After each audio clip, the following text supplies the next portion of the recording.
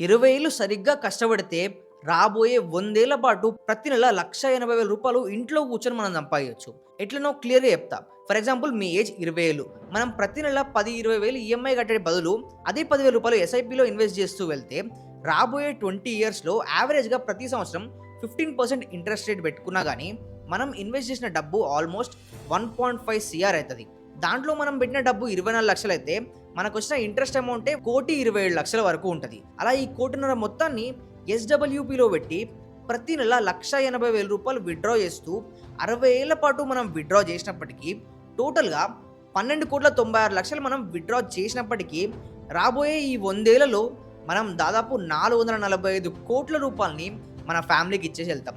Present రూ. 400,00,00,000 ఎంతైతే విలువ ఉందో 100 ఏళ్ల తర్వాత దాని వాల్యూ అంత ఉండకపోవచ్చు. ఇన్‌ఫ్లేషన్ వల్ల తగ్గొచ్చు. బట్ చాలా పెద్ద అమౌంట్‌ని మనం మన ఫ్యామిలీ కోసం సెక్యూర్ చేసినట్టు అయితది.